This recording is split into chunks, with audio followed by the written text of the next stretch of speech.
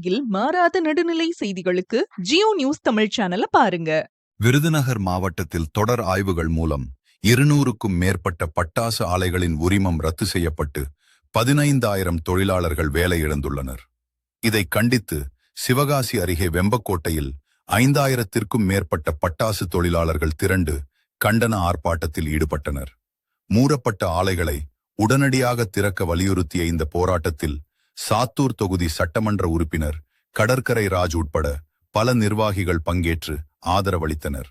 செய்திகளுக்காக விருதுநகர் மாவட்டத்திலிருந்து ஜியோ நியூஸ் தமிழ் செய்தியாளர் காளிராஜ்.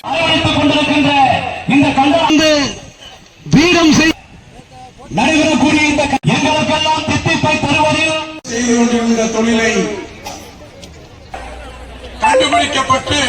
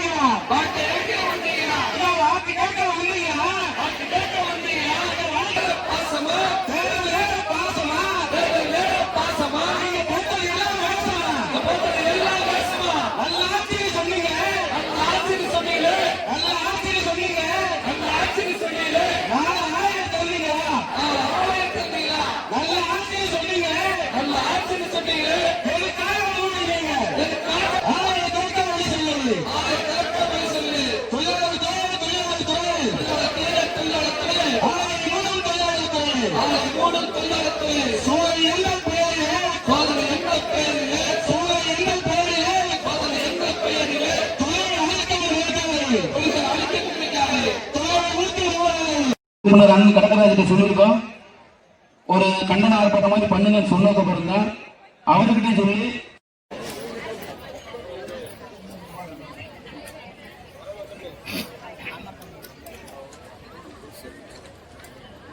பேரன்புடைய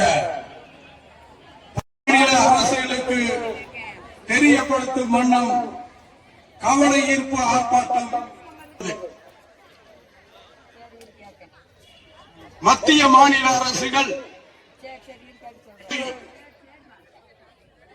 உலக நாடுகளுக்கெல்லாம் மிக சிறப்புமிக்க தொழிலாக கண்டுபிடிக்கப்பட்டு மூங்கில் குச்சிகளை வைத்து சுடர் 1300 ஆண்டுகள் ஆனாலும் கூட நமது இந்தியாவிற்கு கடந்த 103 ஆண்டுகள் நம்மை வஞ்சிக்கின்ற விதமாக ஆய்வு என்ற பெயரில் நம்முடைய முன்னோர்கள் தற்போதைய ஓராண்டுகளுக்குள்ளுதான் தொடர்ந்து நெருக்கடியை அரசு நமக்கு தந்து கொண்டிருக்கிறது.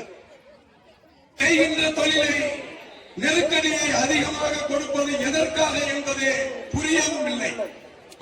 தொழிலக ஆய்வுத்துறை தொடர்ந்து நம்மை மட்டும் பட்டாசு தொழிலை மட்டும் குறிப்பாக விருதுநகர் மாவட்டத்தில் மட்டுமல்ல பல்வேறு போராட்டங்களின் அடிப்படையில் அவர்கள் சட்டமன்றத்திலே எத்தனையோ பிரச்சனைகளுக்கு இடையில் நாங்கள் விருதுநகர் மாவட்டத்தை பட்டாசு தொழிலில் வஞ்சிக்கப்பட்டு பாருங்கள் எத்தனை மக்கள் இங்கு குழுமி இருக்கிறோம்.